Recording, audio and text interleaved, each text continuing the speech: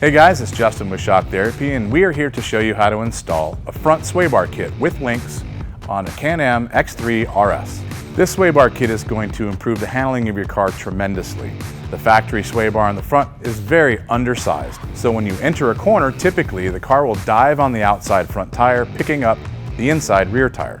This sway bar kit will stop all of that by keeping the front of the car level, which keeps the back tire on the ground, ultimately stopping you from rolling the car and increasing your corner speeds. The sway bar kit is also adjustable so that you can tune it for your driving style and terrain. Using a complete sway bar kit with links also gets rid of the weak link that's prevalent in the X3. The sway bar installation is fairly simple, but it does take a few tricks to install the right way. It should take you between 2 and 3 hours. So let's go ahead and turn this over to Mitch and have him show us how to install it. What's going on, guys? It's Mitch. We're back at it again today with another install video for you on the front sway bar links and the front sway bar for the Can-Am X3 XRS. First, jack the car up until the tires are just off the ground. Always use jack stands for safety. It makes it easier to install the front sway bar kit if you remove the front shocks. Start by removing the lower hardware first. Then, remove the upper hardware and the shock from the vehicle. These shocks are side specific, so make sure that you mark them left to right. Repeat this on the other side.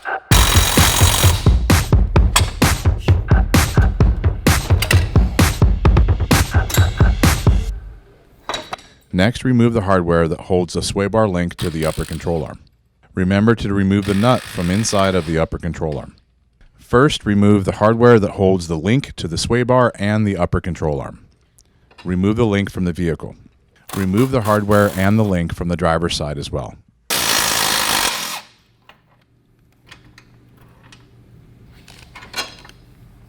With the links gone, you can remove the 4 bolts that hold the sway bar bushings and bushing clamps to the chassis. When you remove the hardware, make sure you save the factory support plate as it will be used again. Remove the opposite side, saving the support plate as well.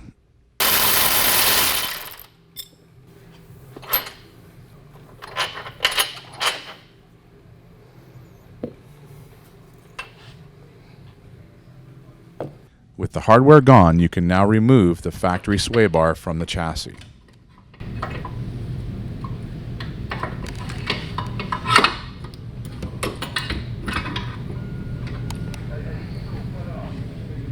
Now install the Shock Therapy sway bar into the chassis. From the driver's side, make sure that you remove the passenger side bushing clamp. The sway bar is a tight fit. Make sure you take your time to line it up just right.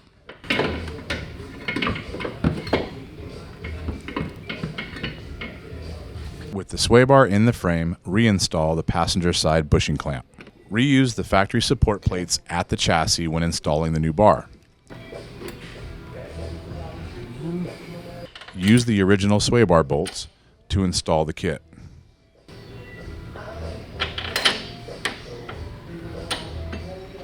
Use the supplied nuts that fit perfectly inside a locking mechanism of the billet bushing clamp.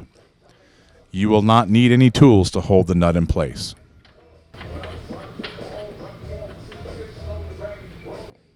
Repeat these steps on the driver's side using the factory support plate.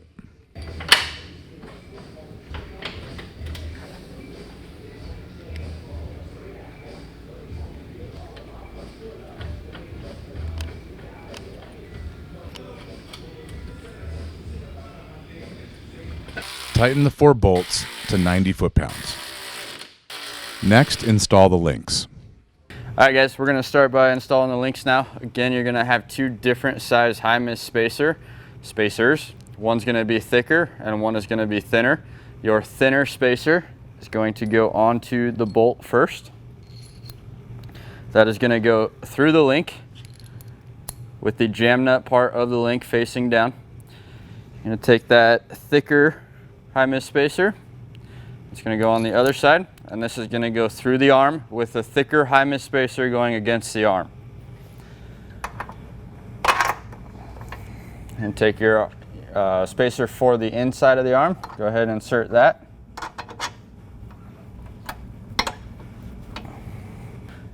Washer and your nut Now we're gonna move to the top part of the link. You have two totally different spacers here. You're gonna have a skinny high miss spacer and a standard style spacer. That standard style spacer is gonna be the first one to go onto the bolt. This is going to go through the back side of the link. Your skinny high miss spacer is going to go on the front side of the link. And that whole assembly. So that whole assembly is now going to go through the sway bar. You're going to take your washer and your nut. All right, guys, we're going to move over to the driver's side link install here. Again, you're going to have two different styles or two different height spacers. You're going to have a thicker high miss spacer and a thinner high miss spacer. That thinner one is going to be the first one to go onto the long bolt. Go ahead and insert that guy on. Take your link, insert that through there with the jam nut part facing down. You're going to take your thicker high miss spacer. That's going to go on the other side. And this whole unit's going to go through the arm with the thicker high miss spacer going against the arm. That is important. And take your sleeve for the arm. And install that guy on there. Take your washer and your nut.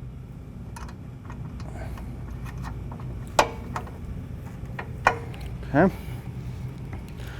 And take your two remaining spacers. These are two totally different spacers. You're going to have a standard style spacer and you're going to have another skinny high miss spacer. This standard style spacer is going to go onto the short bolt first. That is going to go through the back side of the link. Your remaining skinny high miss spacer is going to go on the front side. And that whole assembly goes through the bar. Take your washer and your nut.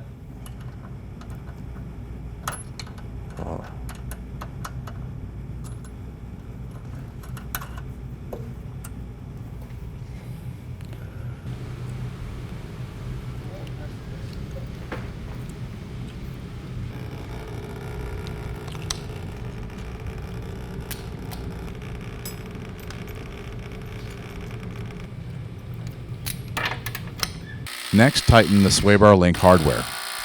This hardware will be torqued to 100 foot-pounds.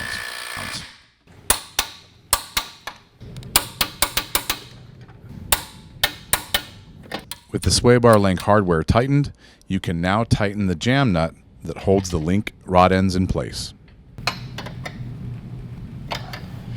You can now install the shock, starting with the upper hardware first. Make sure you use the correct side shock for the correct side of the car.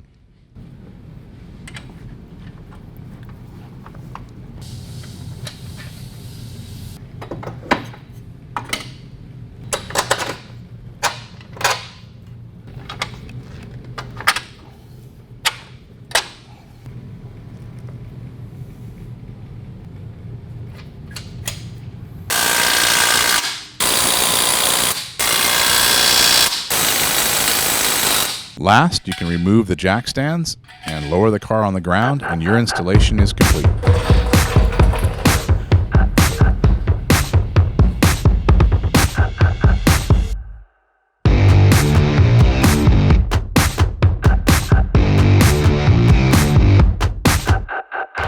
Mitch, thank you very much for showing us how to install that bar, and we hope that that installation went just as easy for you as it did for Mitch. Keep a few things in mind with the sway bar once you're driving your car. The sway bars are adjustable for a reason. That is so that you can tune the bar for your driving style and terrain. Adjusting the bar is fairly simple and it doesn't require that you jack the car up to do. Using the front hole will give you the most body roll the bar will allow. Using the hole closest to the rear pivot or firewall will give you the least amount of body roll that you could tune into the system. Everybody's driving style is different, so try them all and see what you like. Another thing to keep up on with this bar kit is to make sure that the bushings are greased every 300 to 400 miles. From time to time, make sure that all of your hardware is tight, but if you ever need any individual part, they're available on our website, shocktherapist.com. If you have any questions about this kit or any others, give us a call at 623-217-4959.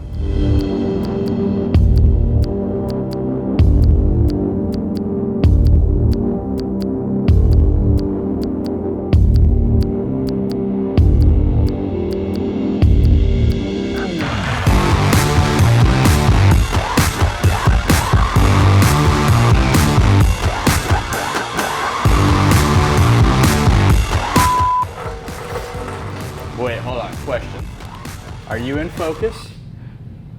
Yes, it's on. Is your memory card in it? Yes, it's on. Are you gonna put it on your computer right after this? Immediately. Okay, then we're good. Thank you, Mitch. Friendly reminder from your neighborhood Spider Mitch. Yep.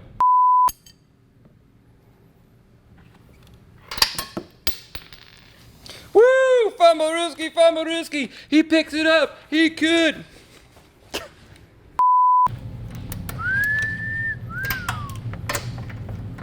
Mitch has got his Vans on, but he looks like sneakers.